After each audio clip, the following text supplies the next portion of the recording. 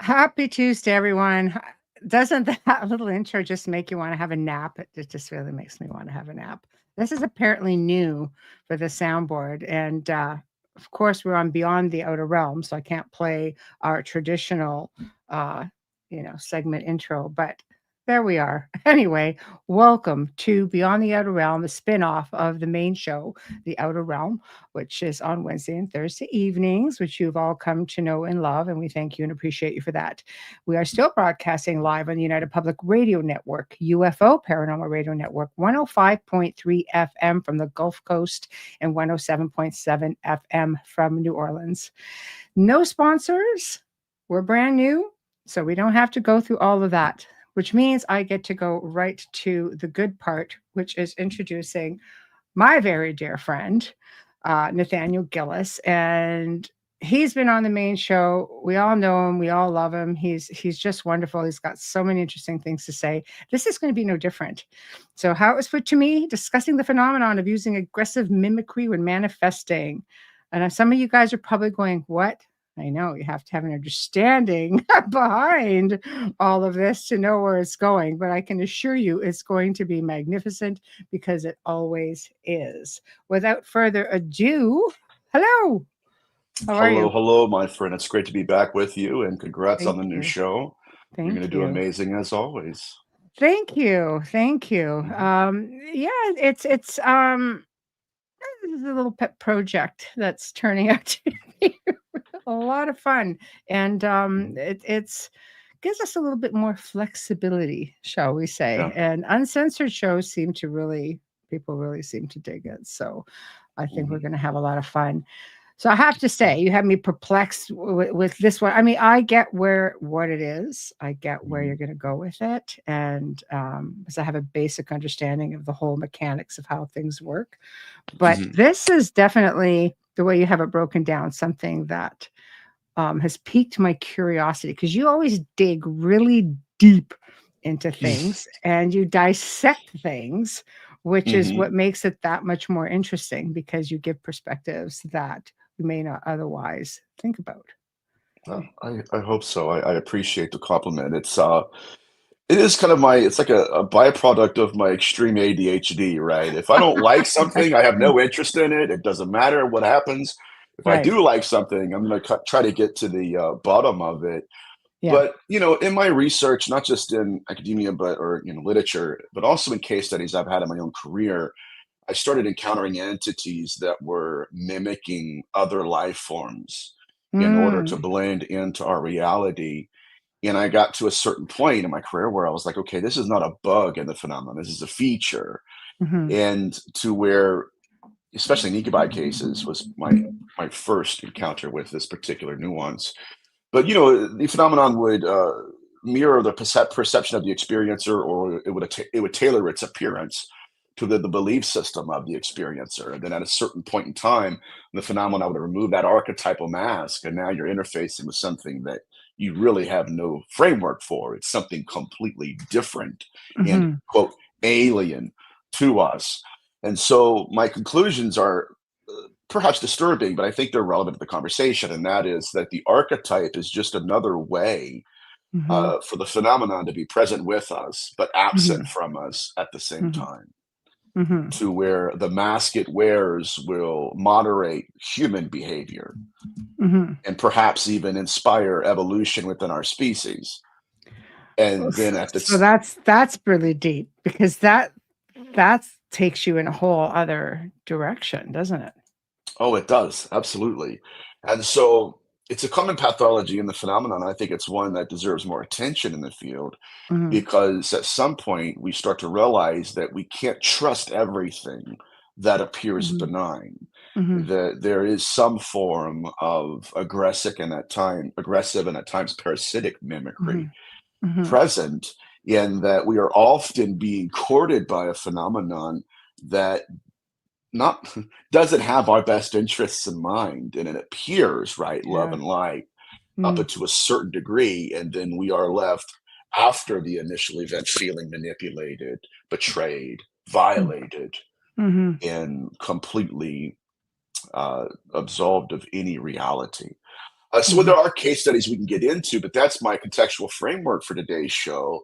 Mhm. Is that at some point when we look at the behavioral patterns, we as people have to look and say, okay, is it possible Mhm. that all of these archetypes are merely emanations of a singular intelligence that Mhm. is using various masks in order, like I said, not to just manipulate us, but to inspire evolution?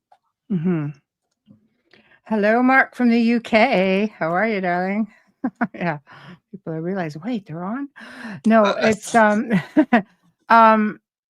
no, it runs really deep because I think I started just touching on how much everything connects Mhm, on the grand scheme of things, getting into the paranormal. Like you and I've talked about this before, how I mhm, think in the world of the paranormal, we can say, demonics or other ethereal beings.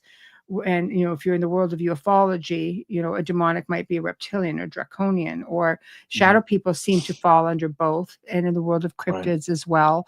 Mhm. Then we get into the whole telepomancing, like we've talked about before as well. Yes, yes, So yes. this just seems to be like the next level of where you're going with all of this research. Absolutely, yeah. So telemancy essentially, at least from according to my perspective, is the idea that we can create thought forms. And yet Yes. the research confirms that, but it also Yes. confirms a deeper pathology in that there's an entity forming the thought Yes. that becomes a thought form. Yes. And so there is this is fascinating too, this co-creation of Yes. the archetype between us and the Yes. phenomenon. I'm so fascinated by that. I've been thinking about it for the last month. We become co-creators Yes. of the archetype the phenomenon incarnates as. And this is why I think it's so easy to be manipulated, because it's almost like the phenomenon's manifesting to us and manifesting through us at the same time. Mhm. And so it's much easier to kind of moderate our behavior and make choices for us if we believe we're the ones making them, Yes. Yes. See, right? and I like how you put that. If we believe that we are the ones Yes.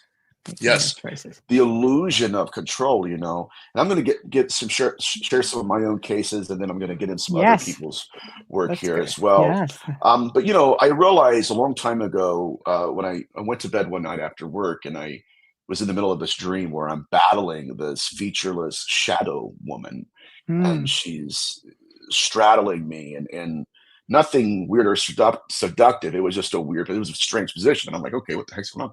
And I'm Mhm. trying to push her off of me in the nightmare.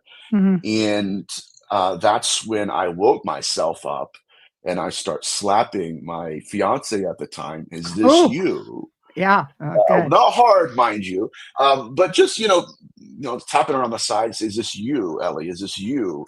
And that's when she was startled awake, and she looked at the entity and said, "What is that, babe? What is that?" That's when one leg went over, and she just kind of dissolved into the darkness. But it Mhm. was after that initial encounter that's when I started realizing that it was almost as if you took my ex, now my fiance. It's almost as if you took Ellie, put her in a dark room, turn the lights off.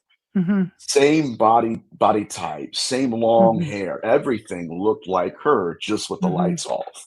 And so Mhm. that's when I started questioning that there has to be a relationship, like a co-creation of the Mhm. archetype, to where the Mhm. phenomenon was quite literally hacking into my own consciousness in Mhm. order to formulate a mask to interface with me. And I Mhm. know that's deep, but I think that's No, but I hello, get it. Heidi. Thank you for Yeah. tuning in. Uh, that's a good contextual framework to kind of launch us into understanding some of these other case studies, which we'll get into. Mhm. So just let me know where you want me to go And because it's the exciting. stage is yours. Yeah. The Oh stage is God. yours. We're uncensored. We are let's go Mhm, crazy mode, and mhm. you go. I'll keep up. I promise. I know you will. You know me, I have ADHD. I'm like, all right, I've got all these. So here's the deal. We know the phenomenon can mimic. We know that it has the ability to be co-creators with the archetype alongside of us. Yes. And now what we're looking for is our behavioral patterns within the case studies that kind of reveal a uniting pathology. And what's crazy is, and we'll see this here in a second, is that the phenomenon is demonstrating this ability in all of phenomenology. When Yeah. we're looking at parapsychology, we're looking at hauntology, ufology, UFO abduction phenomenon, the Mm. phenomenon has the ability to literally co-create with us. Hmm. And so I'm going to go into some case studies. We'll see. Okay, so in Yeah. Yeah. 1845, this is Mm. called the Emily Sage case, or Okay. quote, the vanishing twin. Ooh, I She think I heard of this. Yes, a school teacher in Latvia was at the center of one of the most famous doppelganger cases. Hmm. Multiple students and staff reported seeing her spectral double alongside her. At the Mm. same time she's teaching, there is another entity that is mimicking not just her appearance, but literally her body movements as she's teaching. Wow. Blew my mind. And they said Wow. that whenever they would interact or interface with this entity, now it's fascinating because it's like, okay, just reading it gives me the creeps, but when you put yourself in their position and they're Mm. witnessing this entity next to the school teacher, whenever they would approach her or Yes. it would slowly dissolve and dematerialize. Wow. So it was Now, aware. It was it aware, was you think? aware. Yes, this is a part of the learning matrix employed by the phenomenon. I had a case study not too long ago of an abductee. I'm going to kind of give a case here, and I'm going to kind of give another testimony from my research too to Yeah, of kind of intertwine course. the two. And she was being abducted by the phenomenon from being a little girl. Mm. And whenever it would manifest, the entity would look like her favorite cartoon character and her favorite comic book character. Hmm. And so it like the phenomenon stopped manifesting for like 2 or 3 years. But during those 2 years, they were extremely formative in her life. And so now she's growing taller. Mhm. She's more mature. She no longer watches those uh, or those cartoons, and now it's manifesting again to her, my It's friend. it's like And it's the an same. evolution of sorts. There we go. And that is a Um, beautiful point. The yeah. phenomenon is evolving. And so in this particular case study, it manifests again, but now she's 2 feet taller than it. She's no longer eye level because she's not a child anymore. And this is what's so fascinating, where the learning matrix employed, it was almost like a program that could only upload certain amount of data. And so Mm. it kept trying to evolve, and yet there was no frame of reference in her consciousness. And so that's when she realized, it's incredible. It's a fascinating case, but she said that when it could no longer evolve according to her awareness of it, there was no image to Mm. inhabit. Mhm. She said that its eyes looked into her eyes and began to move. And this is the only way she put it. It felt Mm. like it was measuring my belief in the image it was manifesting as. See, that comes down into the acknowledgement is empowerment thing that I always talk Yes. about in acknowledging all of that and its evolution and its growth and its the way it's intelligence. Her believing in it is Oh, what's giving it the yes. power, right? Yes. Yeah. Yes, absolutely. Wow. It's the presence of the archetype when believed in, it Mm. starts to literally download some power source of consent. That's the only way I can put it. And it Mhm. strengthens. Now, in my research, I've highlighted the aspect of the archetype. And then there's a Mm. what I've called a proto intelligence that wears that archetype when it's manifesting. But believe, and this is to your point, my friend, believing the archetype, Yeah. it helps that entity incarnate more. It strengthens its Mhm. presence. And Which brings so, it to this Yeah. question, can you just Mhm. while we're on that specific one, Kathy says, "Do you think that the entity was the higher self, I perchance?" don't know if it's higher. It's a good question. It was either higher or within. Now we're getting into angelology and the ancient Ugaritic understanding of what the Molech, or in Hebrew, the Molechim More like, was. yeah. Um, Mm, One idea was, this is another interconnectivity, was that their definition of the angel within mhm, was the inner guide. mm, And this yeah. gets into some of the Rephaim Nephilim literature, and it Yes. all that particular aspect of it, it originated in the Atreus epic, where it says the ghost of a man is made from the flesh of a god. And so you would have, in certain cases of Mm, bilocation, right? You'd mhm, have the projection of of the entity within, and they mhm. would look like each other because one originated, right, Yes. from the Yes. copy. Very fascinating. Wow. Good one, It's Kathy. heavy. Yeah, Yeah, it's a I love fascinating it. question. There's a whole other show And I think we should do. So absolutely, right? It's yeah, and this gets into some of Luis Elizondo's research, mhm, where he talks about some experiments they were running in the government where they were remote viewing a terrorist suspect, mhm, and just to see what they could do. And so, mm, like, a few days later, they get a phone call from his lawyer, and he repented of everything he did. And mhm. they asked him why, and he said, because there were three angels in my cell last night. And it just so happened to be the night, right, that the remote Yeah. viewers had projected themselves into his room. Interesting. That's interesting how So, that manifested. oh, yes. So is it possible, just throwing this out there before we head even deeper into the pathology here, Yeah. it's possible that what we are calling aliens are a form of practitioners who are projecting their consciousness into our Mm, rooms in abductions, to where it would answer the question as to why do they have bodies but they can walk through a wall. mhm, mhm. That would be another option. Everything's connected. Everything It seems is. to go full circle. I think if you could just get into the dynamics of it and break it down, it Mhm. could be sky's the limit on that one too, you know? It, So, it is, mhm, and it points to, of course, this could be us. And mhm, then growing up in church, I had, missionary stories come to me all the time where a missionary mm, was in prayer, and they triggered they didn't call it bilocation, of course, but it was. mhm. And Yeah. one specific story was that this it was a woman, and she was later on she would become a missionary in Africa. But anyway, she was in prayer, and she's in Africa, and she's given the gospel to this African. And Mhm, then, like 10 years later, she's in Africa in the same location, and a man mhm, comes to her and says, "I haven't seen you in a decade." mhm. Right? So it's really weird Mm. stuff. But Yeah. Mm, the phenomenon does have the ability to trigger bilocation in people. This was done with Tammy Stone, an abductee who this is I think in the 60s, where she was driving on a dirt path, a dirt road, sees this metallic object approaching her car, and she walks outside of it, and instantly she went from looking at the object above her head to being in the object and looking down at her body. mhm, I have another case study. A good friend of mine who's a researcher in New England. This is another really wild one. mhm, But we were talking one day, just talking about research. He said, Nathaniel, he goes, I feel compelled to share this story with you.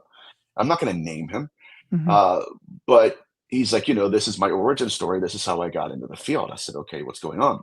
He said, well, when he was a kid, that he would he would always come down sick with something. mhm, And sometimes it was a disease that they got rid of finally. Other times it was just the flu that was really bad. He said, but he realized that it was almost like the phenomenon was making him sick. mhm, hmm, And so one night he said that he was almost bedridden. He's in his room. He awakens suddenly, and he sees this entity standing at the corner of his bed.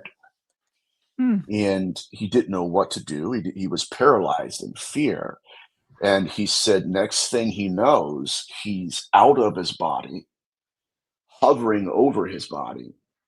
And now he's questioning where the entity is. mhm. Mm. Right?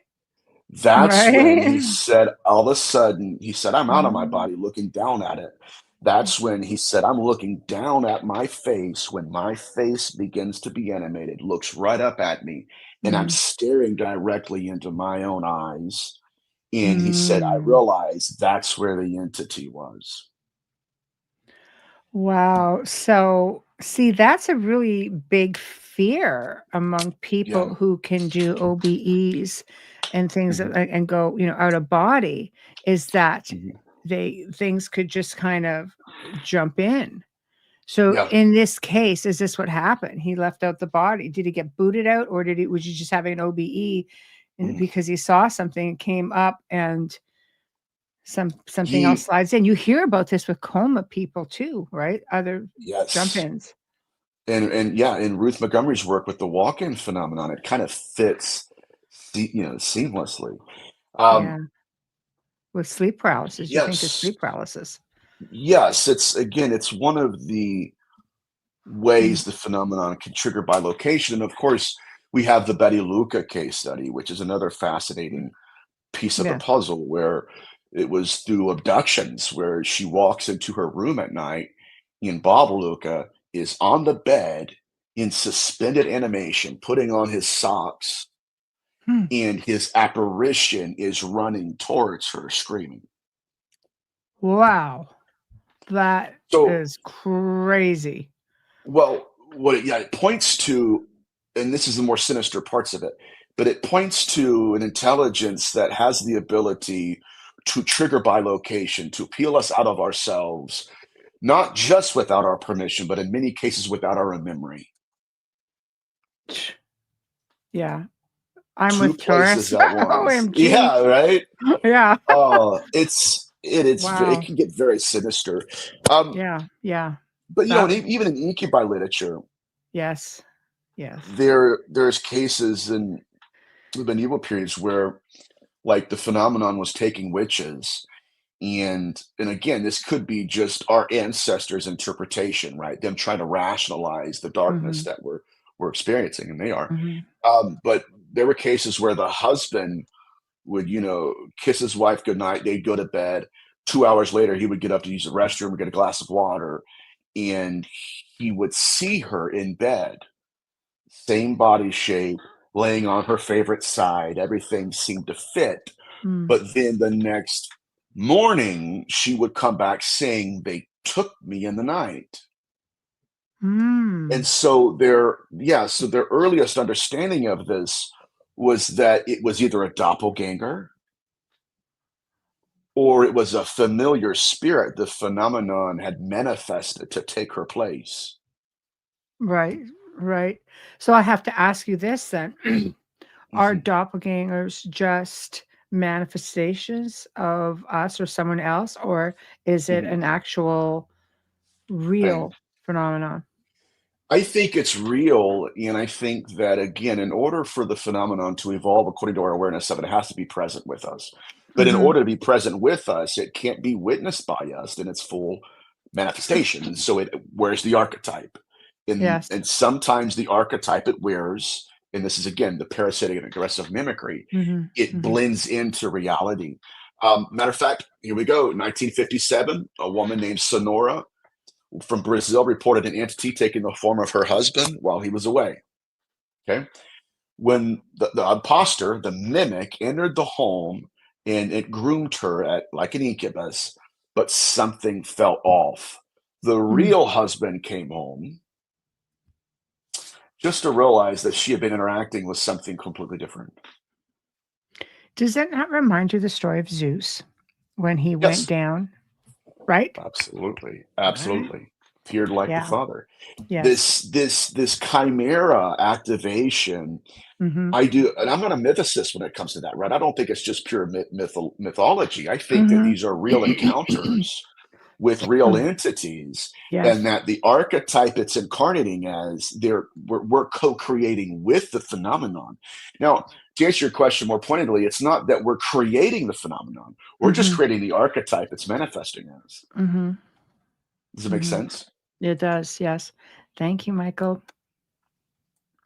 Yes. No, I can, yeah, manifestation, it goes to show you, the power Hmm. of we are powerful individuals to be able to manifest, but Hmm. when it's coming from an archetype, it's coming with a good oomph. So Yes. that's, yeah. Okay, quick question.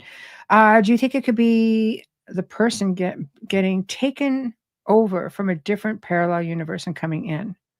Ha, It's, that's it's very interesting. it's very possible. And matter of fact, I just watched a good series. I would recommend it. It's called Dark Matter, and Seen it. Yeah. wasn't that? It's pretty much what she's talking. Yeah, what she's talking about. Yeah, Yeah, it it's shows excellent. up, and there's like multiple. Yes, if Oh you yeah. haven't seen it, you guys gotta see it. It's definitely, I always say there's a lot of different perspectives in there, but leaves you thinking, you know, Oh leaves yeah, it you does. thinking. And then Yes. I got the season finale. I was like, all right, what's left now? They answered all the questions. You Yeah. know what I mean? It's like, well, what am I going to watch this for? In there are some very dark implications here. I mean, even in Catholicism, there was a priest, Father Pellegrino Ernetti. He was a monk who was reportedly seen in two places at once on multiple occasions, Mhm, where he was performing mass mhm, at one location and then perform also in another monastery in another part of the world. mhm. Now, what this does though is it starts to make me question why the Vatican has kind of redrawn the lines of incarnation, right? Yes. People aren't Yes. talking about that enough, my friend, because it's not enough for them to say, hey, listen, there are angels that exist. What they're suggesting is, hey, listen, we need to test the incarnation Mhm. because not everything that appears angelic is. Is. Yes. Yes. I think it's important to address that because this is the first place that people go to when they're in, Mhm, where they feel that they've been infiltrated, of course, is to their faith. mhm. Obviously, you lean on your faith. So it's nice to see in a way that they're coming forward and say, "Okay, look, things are not always as they seem, but it could be not everything is demonic. There are a lot of Right. other things out there that have the capabilities of mimicking Oh, yeah. anything, right? And Anything. this is Anything. where we lose sight of the fact that it's so Yeah. far it's not black and white, I guess is where I'm going with it. No. And I wish it was as binary as, people claim it to be, but it's simply not. Yes. And to your point, I mean, just thus far, we've done almost 30 minutes Yes. of cases where it's literally just the appearance, Yes. Yes. right? I And could it goes even way go, back. That first one of is course. amazing, Oh, you yeah. know? So And it's interreligious or cross-cultural, but and I mention this all the time, probably mm, more than I should, but Ted Rice's case when he was abducted, they were trying to do something with his grandmother and him, mm, and his mhm, grandmother rebuked him, rebuked the entity, and said, "I've only been intimate with one man, that's been my deceased husband." mhm, And you see, again, the utterance, mhm, it's literally feeding into the creation of the archetype. mhm, There it is. And mhm, then the entity leaves and comes back as the deceased husband.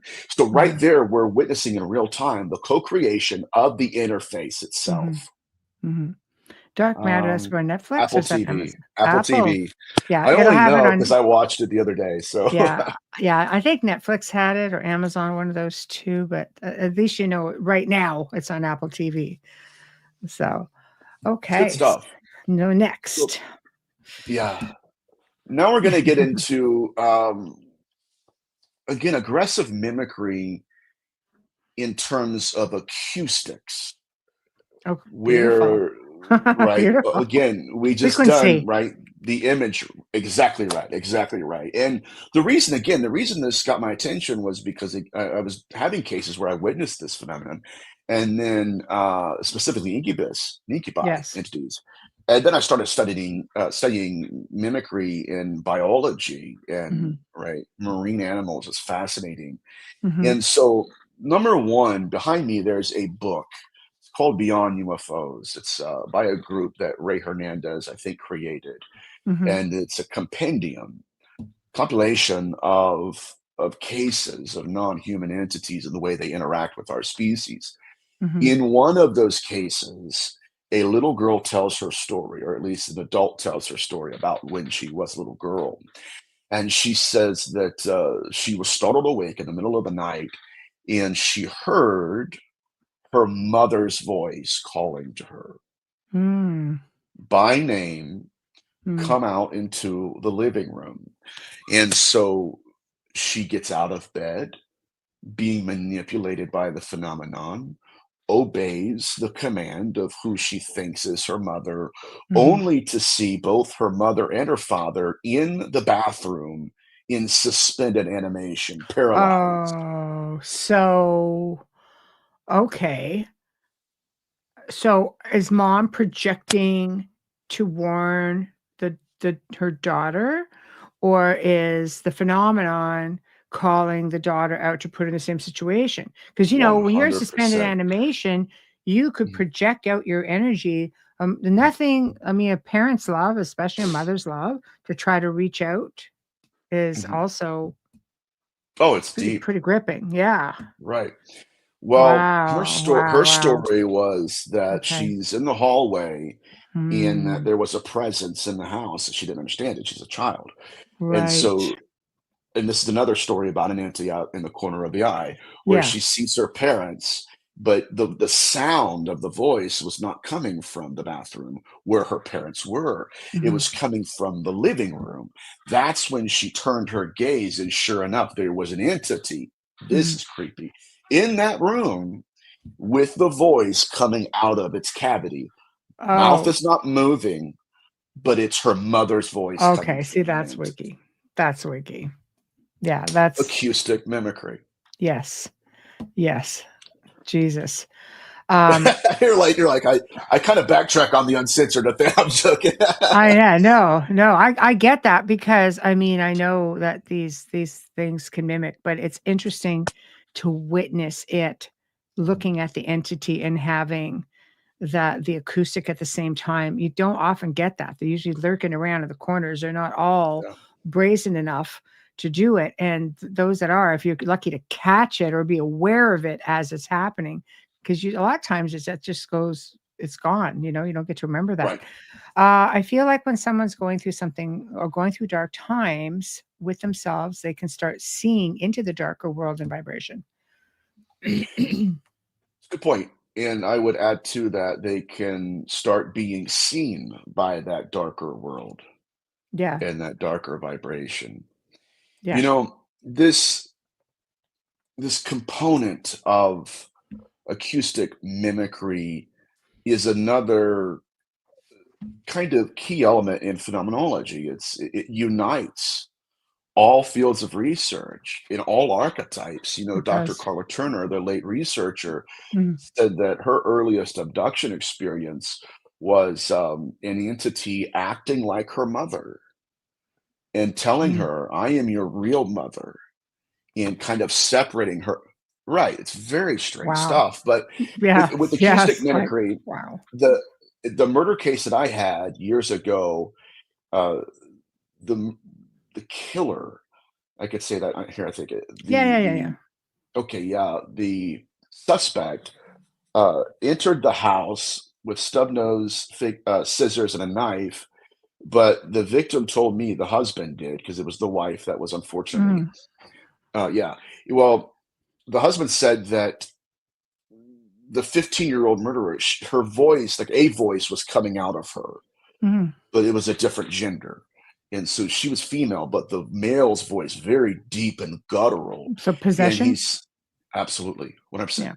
Yeah, yeah. And he said that the most frightening thing, obviously, was not just the killing and everything and the fear, but Mhm. it was the fact that her mouth was not moving.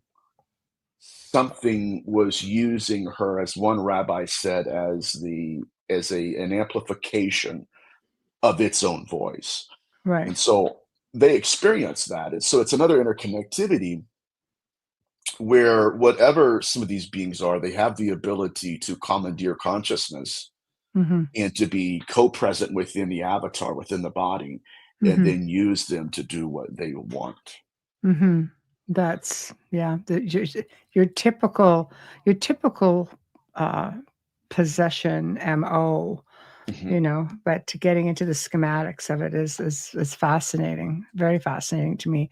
Heidi says, I also believe when one ascends, they can see into the lower vibrational Mhm. along with the higher vibrational energies or energy realms, or the energy realms dims. Let me see if I get this. Heidi, say what you mean. No, so, okay. Yeah. Okay. So yeah. I mean, I guess, yeah. If you're getting into the lower vibrational places and the higher vibrational energies realms dim, that's what I'm thinking. We're going with that. So yeah, Mhm.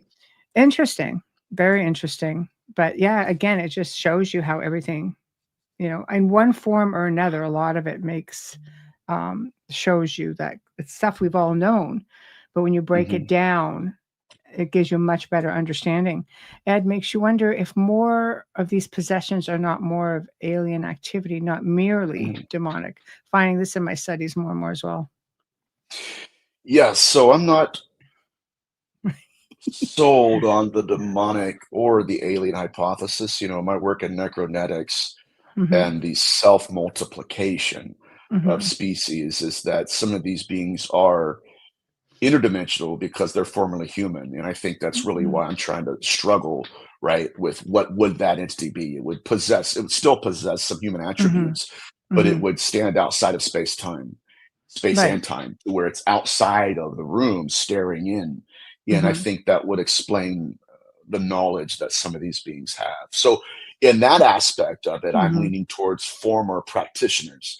And just as a side note, guys, I'm already starting to deconstruct some, not just the archetypes, but literally collecting sigils and matching them to former practitioners. And some of these sigils have been found on UFO abductees. Ooh, bam. Yes. That is outstanding, actually. That's incredible information. It's getting in dangerous territory, to be honest with you, because I don't know what will happen Yeah. once I get to that point. But um, Hmm. I mean, I'll throw this out there as kind of a Yeah. hint, and then we can move on to Yeah, some yeah, more cases yeah. of aggressive mimicry. I want Uh, in. yeah. So Yeah, you come one of back. Dr. Carla Turner's cases was an abductee who, when she was returned, would have sigils covered her body from head to toe. Wow. And after a certain amount of time, these sigils would disappear. I think it was 3 days.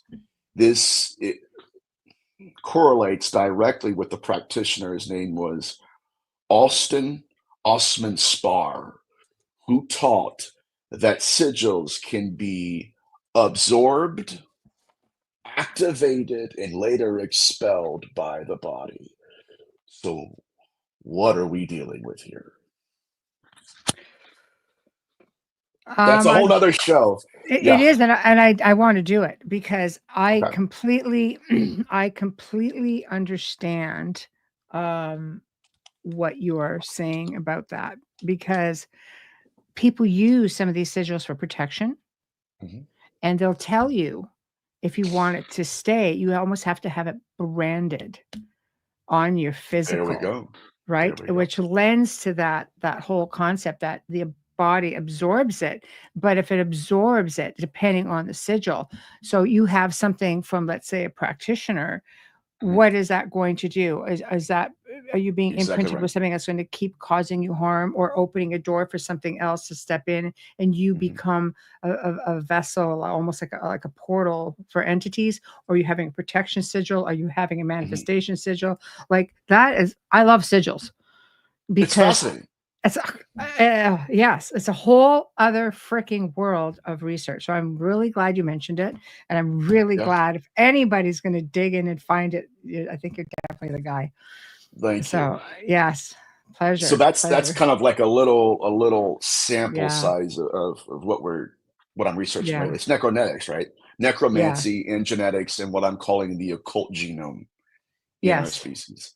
yes, So moving on, I guess. yes, So yes, yes. another aspect of acoustic mimicry, and again, I just gave some cases of in ufology, but in the 1977 with the infield poltergeist, Morris Gross and a guy named Guy Playfair. There we go. Mm-hmm. Yeah. They went and investigated the Hodgson family, where they had Janet, who was an 11-year-old. Mm-hmm. And if anybody needs to just look it up on YouTube, it's a fascinating case study. Um, but the entity that called himself Bill, they would literally watch as it would speak through her vocal cords. Mm-hmm. And to the point that it wasn't just Bill, but it would start to mimic other members of the family. And some skeptics say it was her, but if you watch closely, again, like even doctors said that it was impossible for her to make the guttural noises that were coming out of her body. That's right. Very strange stuff. That's right. That's right. Which again is interesting when you Mhm. think about the fact that they're not using her vocal cords, clearly. It's something supernatural. Yeah. Now, Yes. this gets into the aspect of possession as not just the relocation of consciousness, but almost an attempt at the replication of life, where it could, throwing this out Mhm. there, could be bodies that are seeking to inhabit a body again, or Mhm. spirits that seek to inhabit a body again, rather. And I Mhm. think that's what it is, and that kind of correlates with my research in necronetics, where possession to us is pregnancy to them, Mhm. and that's kind of Yes. a No, yeah, no, I agree. You and I have, touched on that before as Mhm. well, and that leads you down. I have so many questions, but I don't want to tie it up, so I'm gonna let you go, and then You're okay. I'll save the questions for after. Go, go, go, Okay, go. that's cool. Yeah. Yeah, you're right. But these manifestations, again, they're cross cultural and religious. And even in some of the European folklore, we have the changelings, we have the doppelgangers, we have the fae. And Mhm. I'm not a mythicist in that way. I'm not somebody that says, okay, that's just pure mythology. It's Mm. folklore. It's just something that a mother tells the son when you're, trying to put him to sleep at night. Mhm. I don't think that's the case. These aren't fairy tales, Mhm. because we're witnessing the same phenomenology occurring in modernity. They're Mhm. happening all over the world every night of the Mhm. week. Yes. Yes. Yes. I look at that as, again, being ethereal beings. And the myth we Yes. just mentioned, Zeus, Yes. is, like, Of course. that's Creating chimeric, like creating hybrid yeah. children. Yes. And so then we would have to ask ourselves, what would a god be? Or, one of the things I've always wrestled with, because I grew up in Christianity, was okay, Bible says God's a spirit. Well, what is a spirit? Mhm. And historically speaking, especially in the Mediterranean, it was a disembodied spirit. That's the way they framed their Mhm. worldview, Mhm. right? Where a spirit was just essentially something that either had died or it's In disembodied, or it's a limbo. spirit. Yes. Yeah, liminal. Mhm. Mhm. And but I think that's where we're at. And I think that if anything, what we're looking at are symptoms of a certain pathology, to where again the phenomenon is not just mimicking, Mm. but it's mimicking in almost an attempt to empower itself, right? Well, you mentioned this earlier, where it's like the more you believe that the image is the real person, Mhm. the more power you give the entity wearing that mask. Absolutely, but there's a form of integration here. I mean, if you wanna get Yep. we'll just talk about Christianity, Mhm, mhm. Catholicism. Technically speaking, God is the son of Jesus Christ. That makes him a hybrid because his mother was Oh, human. yes, Like, absolutely. When you've seen me, you've seen my father. yes. Yeah, yeah, This Right? yeah. This gets into this whole concept of, and I think it Mhm, started in Genesis, where mm, beings, fathers, mm. which, let me break this down real quick. Yeah, In yeah, of incubi course. literature, the most common question offered by the experiencer, the mother, Mm, was, who is my child's father? It looked like my husband until I consented, and then it changed its form. Is my mhm, husband the father, or is the entity the father? mhm. Right? If you think about it, okay, let's break it down some more. It's the Mm, physical union that gives, like transitioning from the male to the female to the egg yes.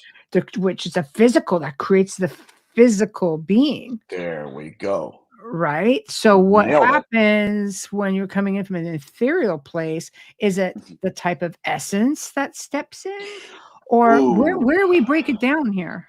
You know? Okay, well, this is another side quest of us, right? Of ours tonight. Yeah. Today rather. So in necronetics, right? Yeah. Necronetics Yeah. teaches that Yeah. the answer to when you've seen me, you've seen the Father is found in the idea that number one, the incubus has a body. Spirits do not present secretions and excretions. Mhm. Bodies do. Mhm. Sinistraria of Amino was collecting semen samples left on experiencers, Mhm. not given by the spirit. It was Yeah. given by a person that had a spirit within it.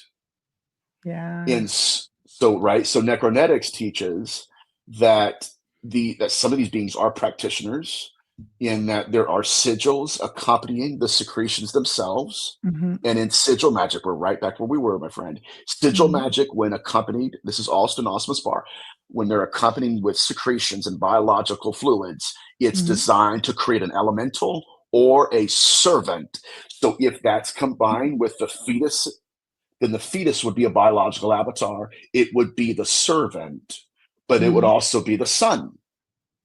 And so when the entity commandeers that avatar as Mhm. its son, you Mhm. would literally have the father within the son. And when Mhm. you're looking at the son, you're looking The at father. the father, Just bam. right? I know. So I that's why know. they struggled with it, was like, well, what's Mhm. going on here? And so that's why I'm not into spectral pregnancy in terms of it Right. producing seed. It's always been, and even in the Apocrypha of John, it was an image of a man that looked like the husband. That's Mhm. the archetype. And then once it inseminated, it pulled the mask off and it's something completely different. So Mhm. that's that kind of, Yeah. that's necronetics. That's crazy. That's all I'm gonna say. It's deep. Yeah, Deep, it is. deep. Okay, man. But Go. yeah, but the mimicry is present, and I'm afraid to say that a lot of this mimicry is designed not just to moderate our behavior, to Mhm. gain our consent, Mhm. but in a way it's even been to move us into locations that mimic reality. Mhm. And then when the wool is removed over our eyes and we start to realize that it's not just mimicking the appearance of loved ones, Mhm. right? And we'll get into some Mhm. of the acoustic mimic cases as well. Um, Mhm. but it has the ability to literally hide in plain sight. And so my focus here as of late Mhm. has been what's going on Mhm. in this interface. And it's not just that when we believe in the image, it's empowering the intelligence. It's like there's a learning matrix employed, Mhm. and it's leaning on us. Now, if you really want to get deep, in the observer effect, the entity, is making sense? Oh, Where, absolutely. I'm on board. Yeah. okay, You won't where lose me. it's the observer, right? Reality changes based upon it being observed. I Mhm. think that plays a role in the creation of the archetype, to the Mhm. point that the observer is the one being observed. Mhm. So we are co-creating this, but that's Mhm. not to say there isn't a real proto-intelligence behind it Mhm. that's saying, why don't you suggest what you want me to be? I'll be that, but only in order to get you to consent, believe, Mhm. to where Mhm. you're in a compromising position. And then afterwards, all bets are off. You know what? It goes back to when a child is manipulated by a being or an entity that Mhm. comes in pretending to be another child, to try to Oh, win yeah. this trust, to try to fabricate a friendship where Yes. the human child starts to feel confident and safe and completely, Mm. completely molds the relationship. And a lot of times it's what that child needs at that time. Yes. Ironically, all the characteristics fit, and then the comfort level changes. And as soon as that child says, yes, I'll accept you come in and play. Yeah. All hell breaks loose. Right. Yes. And to your point, and this is okay. I But love this as an conversation. example, just Yes. as a mere example for the layman. Mhm, mhm. Yeah. Yeah. Yeah. So, well, okay. So, in my encounters in homes, Mhm. there was a time where in my career where I believed I was encountering two intelligences at the same time, right? Yeah. I thought, Yeah. okay, it'd be demonic, and there's something else out there that There's seems to something be else. Yeah. more evasive and more powerful. It Mhm. wasn't until I started doing deeper research and kind of bouncing back and forth between doing in-home investigations and reading case studies in Mhm. literature. So I realized that what I was seeing was not two entities that were co-present. It was one entity wearing the archetype of another. Yeah. Which it shows you the level of intelligence. We're talking about something that the only thing that approximates it in our world would be artificial learning matrix. But even like when I was Yeah. a kid, when you mentioned the child Mhm. aspect of it, it kind of not triggered me in a bad way, but it triggered in my memory. What I Mhm. encountered was exactly that. I moved Mhm. into a new house, and what I thought was an apparition of a deceased girl was in, well, I didn't even think that. I thought she belonged to the neighborhood. And then when I realized after knocking Wow. doors and playing with the kids that not only did she not belong there, she had never lived there.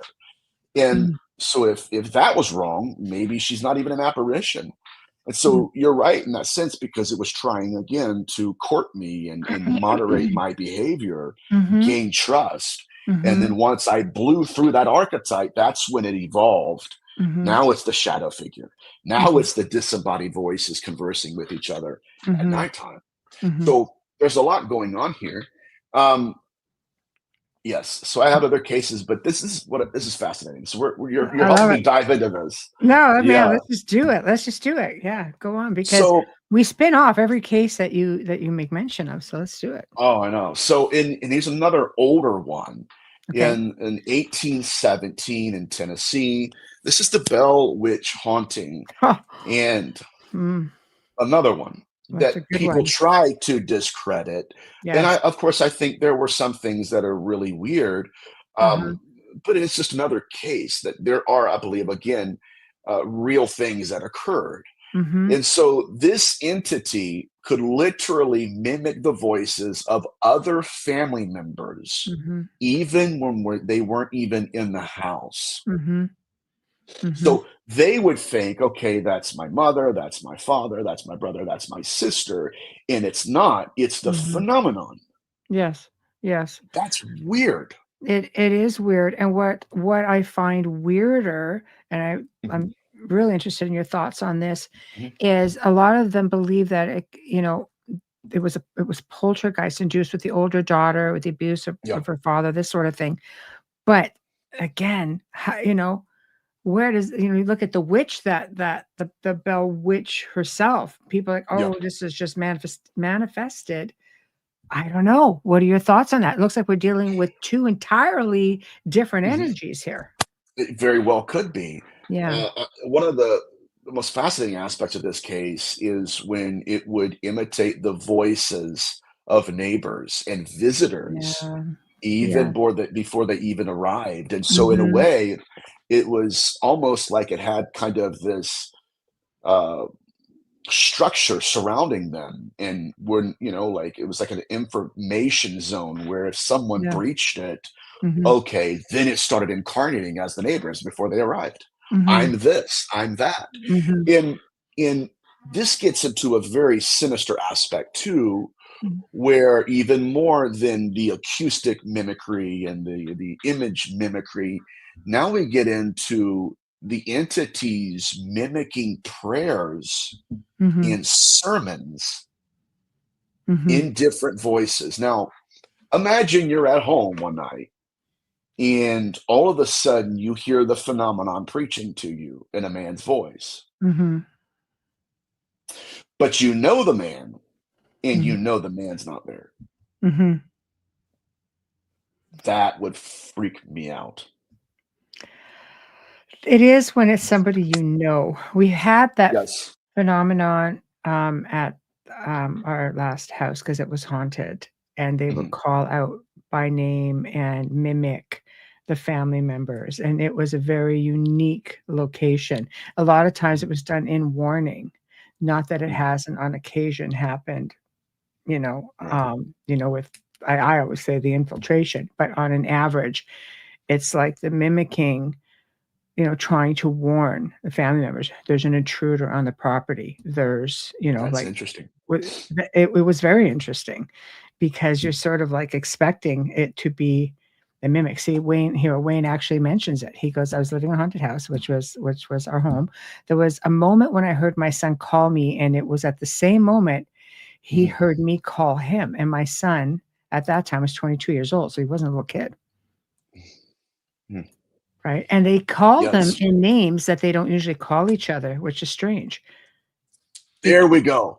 That's the learning matrix, Okay. where even in images, I had a case where now we're kind of cross referencing, No, whatever. that's It's okay. Go Mimicry. It's all crazy. the same. Yeah. So this particular individual, I had just done a show on incubi experiences and stuff. Yes. Well, she reaches out to the host, who reaches out to me, and it's fascinating. So I hear her story. She Yeah. said that one night she's in her bed, and as usual, her and her husband, they stay up on their phones watching their favorite shows until they fall Mhm. asleep and yada yada, Yeah. whatever. Well, she says next thing she knows, her husband approaches her from the left side of the bed, and they copulate. Mhm. Okay. Mhm. And at the very end, she's looking at him as he returns back to the same side of the bed.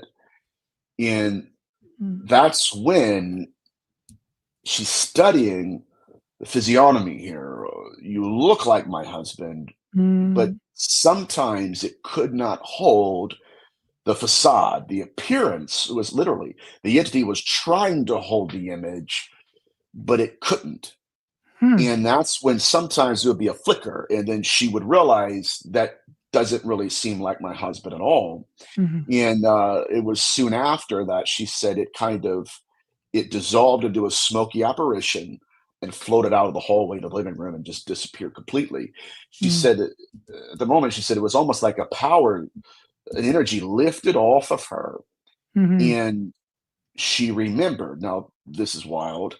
She remembered, oh my God, that could not have been my husband because my husband's Mm. been right next to me the whole time. Mhm. So, this is important too for everybody that's watching and listening to this. This is some of Dr. Barry Fitzgerald's work too, and I noticed this in my own work as well, where there's a period of time Mm. between the phenomenon manifesting to us Mm. and us being controlled by Mhm. the archetype that's incarnating.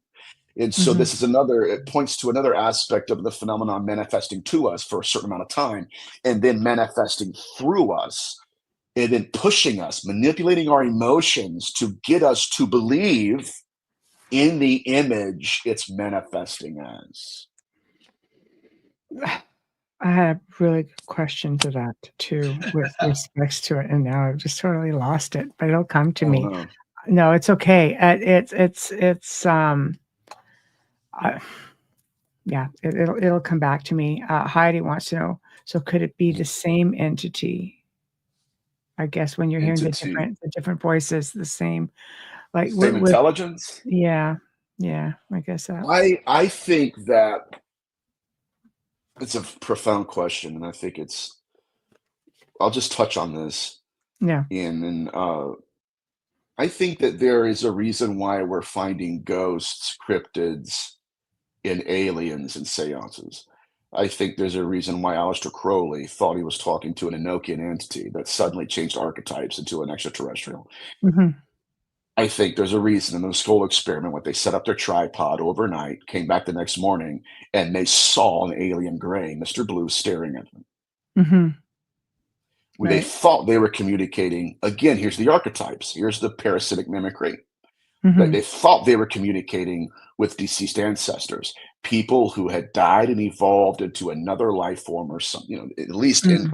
interdimensional. Mhm. And yet, what we're witnessing in real time is the phenomenon. Okay, I'm this, I'm that, I'm this, I'm that, And it leads me to believe and this is just my perspective, that Mhm. what we're starting to realize is that we've vetted some of these entities and Mhm. they've openly lied to us. They've lied in their prophecies. Mhm. They'll give us a little bit of information and then completely mess up the rest. Mhm. She says trickster. She's meaning trickster and mimic entities. Could Yes. they be the same? Okay. So what my question is going to be is the experiencing of memory loss and time loss or lapse Mhm. archetype. I think I think that is once the archetype incarnates, pulls you into, and sometimes rituals, experiments, and all of that. That's Mm. when they pull the memory, and Mhm. then right, it's not. And this is my point that I made in prior shows. I think it may even with you, my friend, where it's not what they're wanting us to remember; it's what they're wanting us to forget. And so That's it. Yes. a lot of these cases, and this is what disturbs me the most about this case of Dr. Turner's, where when the experiencer was returned, there Yes. wasn't a lot of memory there. The only thing that remembered what happened to her was her body. It bore it bore the scarifications, the Yes. sigils, the marks of what Mhm. actually occurred. In one of the latest, I think it was Jake Barber, or it might not have been him. Mm. One of the latest whistleblowers came out and said, "Well, these beings love us so much, that's why they wipe our memories away." I don't believe that's always the case. Mhm. I believe, again, through memory regression, we're starting to realize that they've been doing some really naughty things to some really innocent people. Yeah, and I think it's not all, supernatural in play. I believe that, it's very human in some cases. Yes. But the thing that remains the same is, yes, the memory being, either and here's another thing. Okay, let's go we have memory lapse or loss, but let's Mhm. talk about implanted memories, Oh, yes, screen memories, green memories, 100%. exactly. Like, not What just on a human what level, but is also on, you know, an ethereal Mhm. level. Yes, and this is, demonstrably demonstrated Yeah. in, like, cases like Ted Rice, Betty Luca, even Dr. Carla Turner, where this is one of the craziest cases I've heard, where she's a researcher. She's like my favorite researcher of all time. But as a researcher and experiencer, she wasn't even fully aware of what they had done. Like there was at one Mhm. point when her son was being abducted, and so he's confiding in Dr. Turner. Dr. Turner gets a hold of his biological father. They have a powwow. And they're like, "Hey, listen, we need to talk about this stuff." And Mhm. so in the middle of the conversation, her ex-husband goes, "Carla, don't you remember when you were pregnant and lost the baby and we didn't know where the pregnancy came from?" Yes. "What?" "Yeah, we had to change, I didn't even bother washing um, the or the blankets or the pillows. I just threw them away and bought new ones because it was so bad."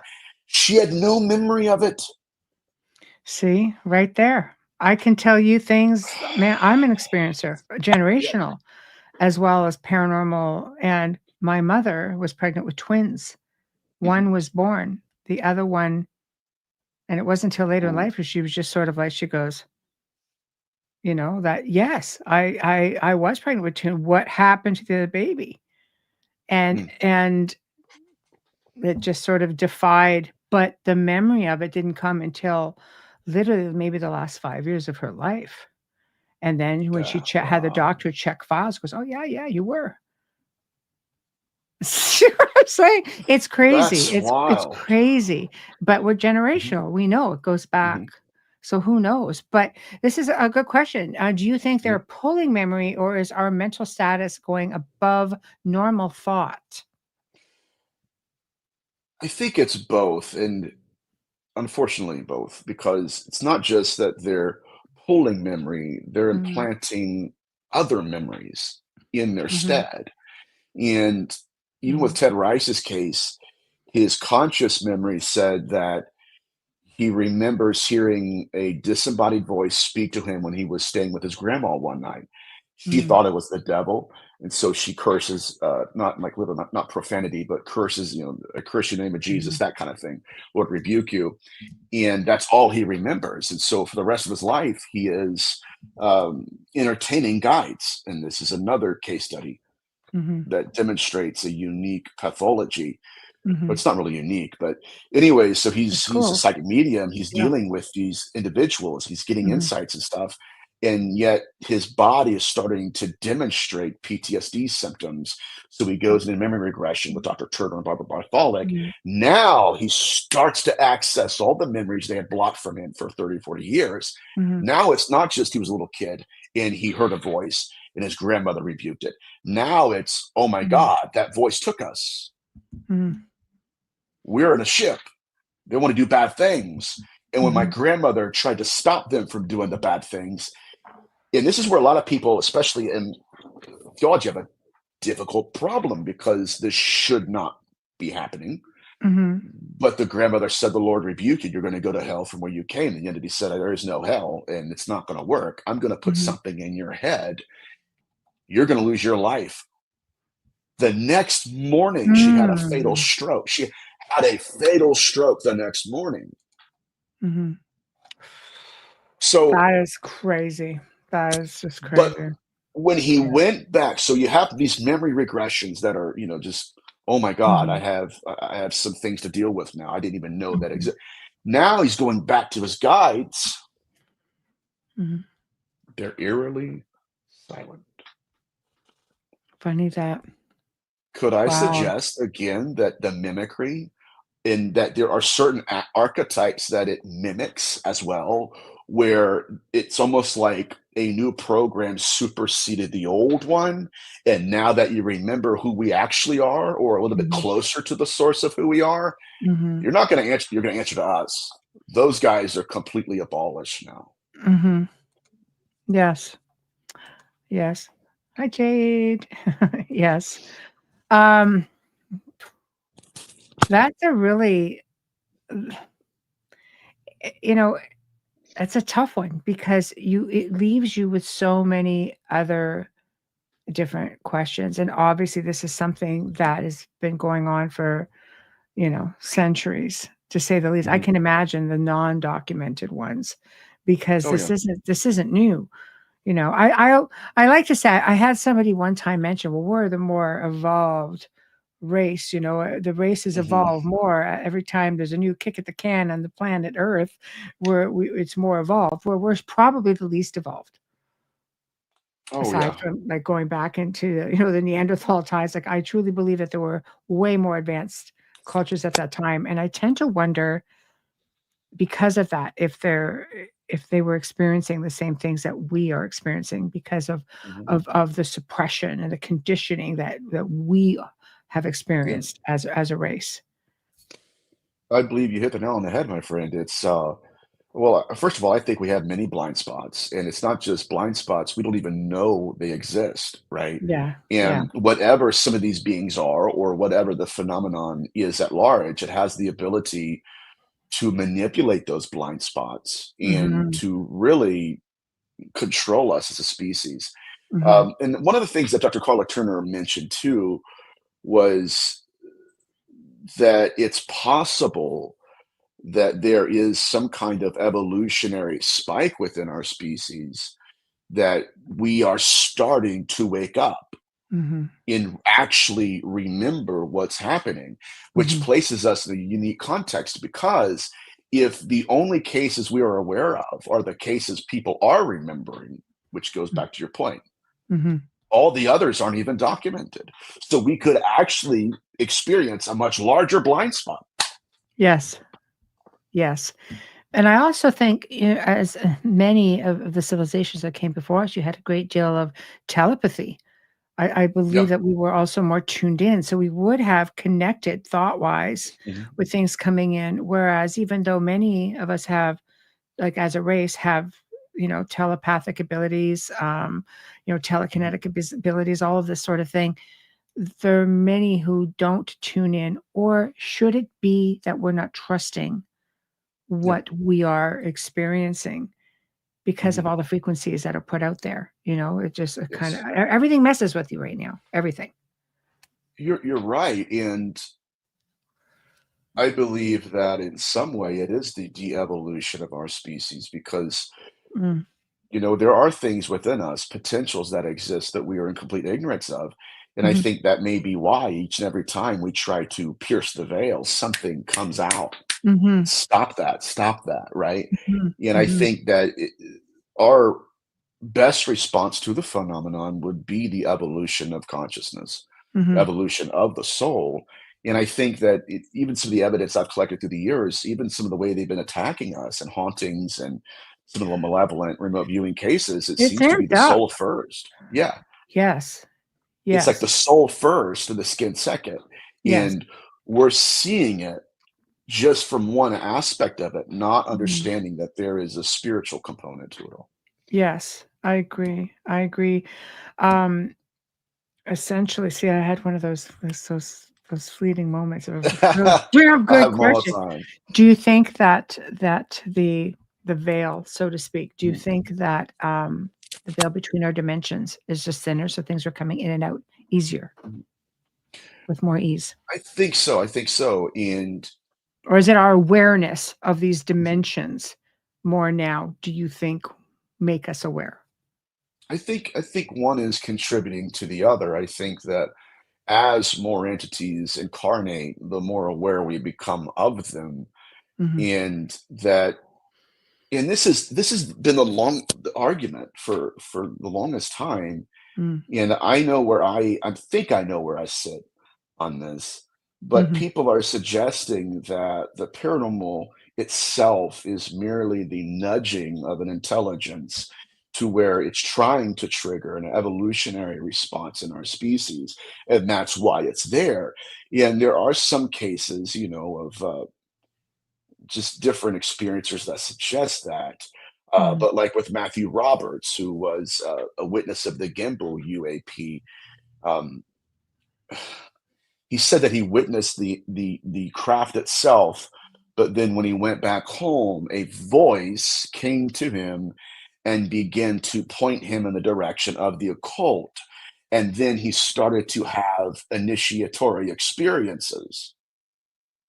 Now, mhm, one of those initiatory experiences rather was being assaulted by a succubus. mm, That's where I draw the line to yeah, where, as an individual, you don't have to traumatize me mhm, without my permission. You don't yes, have to make me a victim in order right. I don't have to be an initiate. That doesn't Those two ends do not meet for me. mhm, And likewise, there are other abduction accounts where it just doesn't make any sense and it falls on its face. You don't mm, have to seduce me. You don't have to assault me. You don't have to employ ritual magic on me mhm, to yes, trigger evolution in me. yes, yes. No, it's true, but I think it maybe we live in a physical place, and I think maybe we need to see physical things. Sparky says, "Thought allows power to pass through the veil, so more that think of it the more you think of it, the more activity?" Question mark? There does seem to be some correlation, like, if you say the name of an entity or if you think of it, it will Yeah. manifest. Mm, But that's not to say there aren't cases where people are just living their lives mhm, and they are interrupted, invaded by the impossible. mhm. And next thing they know, they can't stop thinking about it. So it's kind of like a recurring nightmare. Yes. No, it's true, it's true. All right, do you have another one for us? We've got 15 um, minutes. 15 minutes. Well, we're going to get into the Skinwalker Ranch, Oh, which yeah, in let's do that one. right. Yay, Okay. Nathaniel. All right. Yes. All right. So Okay, this good. is one of the more illuminating cases because Mhm, it gives us insight into how many archetypes can be present at one location. A lot like mhm, the skull experiment. right. And which led some researchers, Bigelow and other people that were there, to question if this wasn't what one somebody in the chat referred to as a singular intelligence. It's the same thing masquerading. It's diversifying its identity in our eyes. Right. And but anyway, Terry Sherman and his family, they often heard, which they were the original ranchers there, they had often heard voices calling out to them from the darkness. The voices, again, often mimicked their family members Mm, or their friends, but when they would go to investigate, they were no one's there. mhm, It's completely mhm. empty. Right. And one night they heard a deep, non human voice laughing at them and repeating words that the husband had just said. So, again, this implies a Yeah. learning matrix. Did you say that? I'm going to say this. Even in a kind of compile it into a leading theory here, because I know that now we can get into the real depth of the phenomenology after we went through the cases. But Mhm, what it looks like is that there is a learning matrix that when it is in the proximity of your presence, it starts to download mhm, aspects of your life, what you mhm. believe in, who you are, who Yeah. you're in love with, who, and here's even deeper, who you would be attracted to. And then when it downloads a certain amount of information, then it learns what it can incarnate as, Mm, and then that's how it manifests. mhm, Sometimes. mhm. Open so many doors, Nathaniel. Oh, I know. Like So many you're doors. biting at the bit. I And know. this is the problem, and I've actually witnessed this in real time. Like when I lectured in the UK about a year ago, last Mhm, February, mhm, I'm talking to this gentleman, and you could see that the phenomenon had presented himself to him through all of the archetypes so often and so much that when I asked him, I said, "Do you think it's possible that it's feeding into your belief system, that it's using you to mask itself, mhm, and that it's not really what you think it is? It's something mhm, different." And when mhm, I watched him, he started to understand the theory. mhm, And you could see, and this is what I believe the phenomenon does, that it had created such a symbiotic relationship with him that yeah, that if their model of the phenomenon is wrong, it has some kind of ontological shock within them, right? mhm, Because it's co-created that model with the experiencer.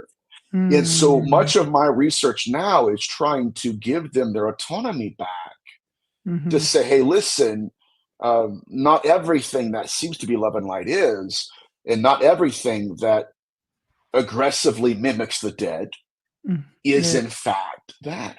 Mhm, When I start to lay out these cases, I've witnessed this in real time where people are like, I just don't, I know it's possible, but I mhm. don't want it to be true.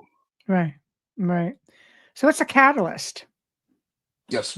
What's the catalyst for all of it? To, Is it us? Is there I, something about us that attracts this type of confrontation, this type of experience, this yeah. phenomenon? Or is it just that, like, how are we chosen? Are we what is it by chance? Do you know what I mean? What's the Yes. catalyst for this? So this is a fascinating question. This gets really deep. Yeah. So with the observer effect, the person has to be aware of something to observe. Yes. Oh my God. It's like In this when is like a double-edged sword, like a full Yes, circle. you're Okay. right, you're right. But Okay. in the very first breaths of the experience, it arrives with the awareness. Something's here. And Mhm, I've seen it just as small and as light as something moved to the corner of my eye. And mhm, then when I go to observe it, the phenomenon catches on, hijacks, not hitchhikes, mhm, that implies consent. It hijacks consciousness. And now, right, it's like Nietzsche said that if you look into the abyss long enough, the abyss looks back into you. mm, Now you are observing it. But when mhm. you are observing, you are also being observed. And that is when it triggers the co-creation of the archetype. And now Yeah.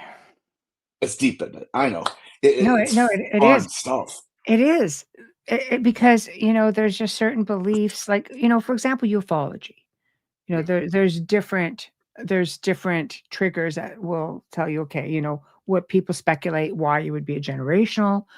contactee, why you might be a MyLab contactee, why you might be, is it by chance? Is it because like what bloodline they're looking for? Like, I mean, blood type, there's Mhm. things, paranormal, there's things, wrong place, wrong time, or again, past life. Like, who the hell knows? It's a whole melee of things.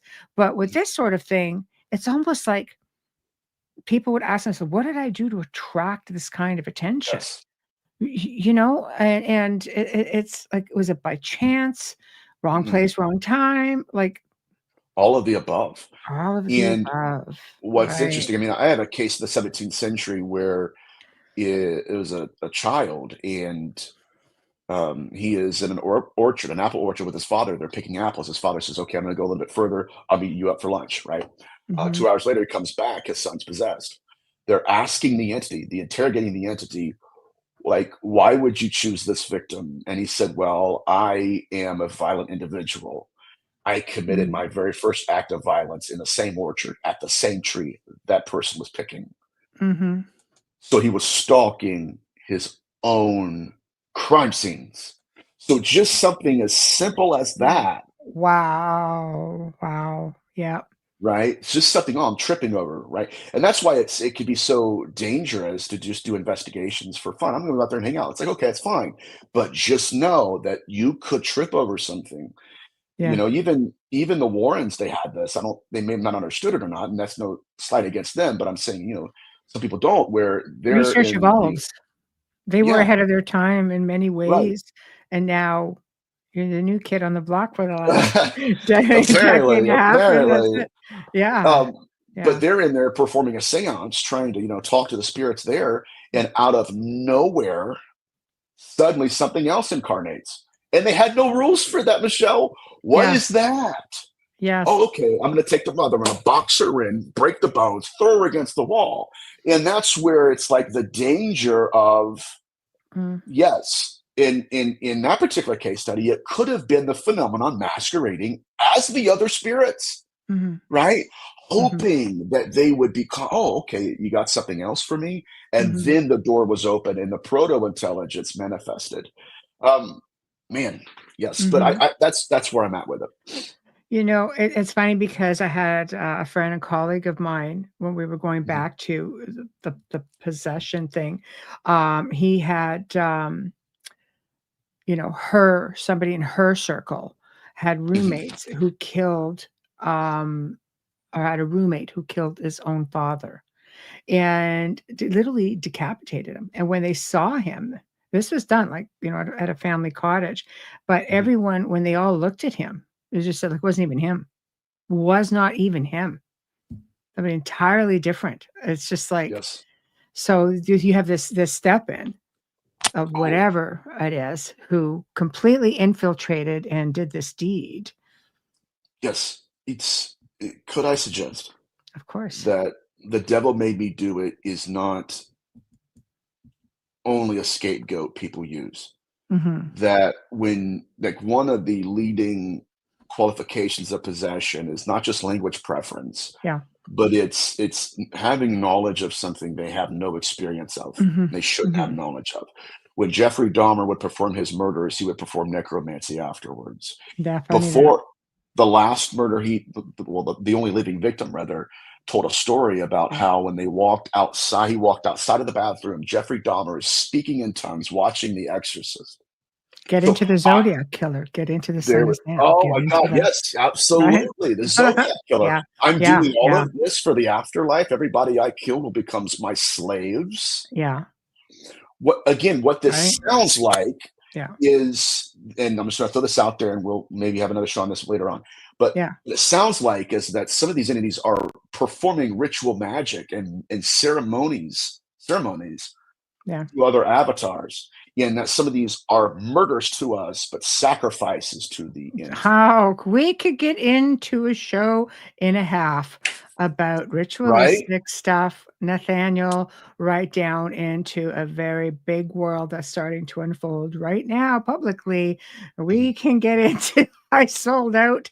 I did this, I did that, and I Yeah, say, yeah. let's do it. I'm gonna book another couple of shows with you, and Okay, we're gonna go deep that sounds because oh fun. my god, like um It It's goes, it's so disturbing. far beyond. It is, because there is a lot of really deep roots with that. Even if you get into the whole Amityville thing, touching on like Ron DeFeo and things like Right. that. What like that's A, gonna a shadow gave him the gun? Let's just say if it didn't yes. happen, it didn't happen. But let's just entertain the What if it did? possibility of Yes. it. Yes. Yes. What I the know. implications of that are. I know. I know. Like it's that's a show that, that's a show and a half. I want to Yes. get you for a All couple of different shows. We're going to right. go Okay. there. Cool. Oh my God. Okay. The question, in my work, I've seen a lot of crime scenes, and many times after an hour or so, the area changes, gets heavy, like things are drawn to it. Thoughts, because I never heard anyone talk about that. Oh, I can give you crime scene stuff. Oh yeah. Yeah. It's Or definitely just, not unheard of. It's no, no. Yeah. I think this the personally, Nathaniel, and tell me your thoughts on it. But when we are made up of energy, and when we die, especially if it's Mhm. violently and very sporadic, we leave an imprint like nobody's business. Of You know, course. there have been reports all over the world of when people pass away, people within the town or the space here, like almost like a sonic boom that can Yeah. trace back to times and moments of a passing. Like that tells you the amount of force and power and how much of an imprint our energy can potentially leave in the right conditions. Oh yeah. I will give you a rather biblical account that goes back Mm, literally thousands of years, yeah, and it spawned an entirely new field in academia of wondering what they meant by this. yeah. Uh, this was when God said that your brother's blood is crying out from the earth. Yeah. That there's geography located. This is where he was killed. His blood Hmm. is communicating. Yeah. That's a part of what I think we're dealing with here. Yes. I think it's huge. So in closing, we're nearing. Tell Mhm. me what you have coming up. Oh, Promote, and then um, tight. Yeah. I th- I have another show coming up. Other than that, actually, I have two. Did a show yesterday, I think it was. Yes, and then I think it was Carol Ann, right? And then Here I am. after that, I am Well, you'll kind be of back here. just We know taking that. it. Oh, there we go. Yeah, yeah, yeah. We got to schedule that. I'm with you. Okay. That's what I Well, meant. we're gonna I'm with schedule a you couple. We're gonna schedule a couple, for absolutely, sure. because I think this is your perfect time spot too, Oh with yeah, I you, enjoy it. you I can know. go out and get some chicken wings after this. I Because know. sometimes, Good. I did. Oh my God, I did one show that we both know of, and it's the biggest. But I'm Eastern, and so Eastern Standard, and so like Yeah, I'm literally getting on at 3 in the morning and closing out at 5 in the morning. done And it. by Yeah. that time, right? By that time, it's like, oh. I'm So this is dying. I dude. know. It's so bad. I couldn't believe it. I'm like, all right, I know. but I know. yes. Thank you so much, Uh, Michelle, for having me on. You're one of my favorite people in the field. You know that, and it's thank always you. an honor. Thank you. It's always a pleasure having you on. It's just we go into so many different directions that afterwards Oh you're yeah. like, dang, you know. Oh yeah. Like, what do we But do now? oh gosh. But for those of you who got, who are, tuning in, who have tuned in from especially the other side of the world, we sure have a lot of people coming in on the from UK Europe way. So I guess we're hitting the nighttime over there. But you guys have all been tuning in, of course, to Beyond the Outer Realm with special guest Nathaniel Gillis, also one of my favorite people, Nathaniel, just so you know. Heck yeah. And Thank you. and it definitely has been enlightening. We definitely will be doing more for sure.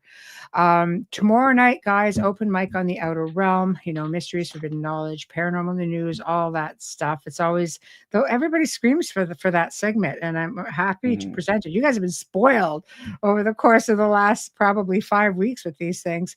Thursday, another friend of mine, Priscilla Cruz or Rosado Cruz, returns, and it's going to be her year predictions as per each individual zodiac sign as per popular request and demand. She's going to come back. She's going to do it. Y'all welcome in advance, just so y'all know.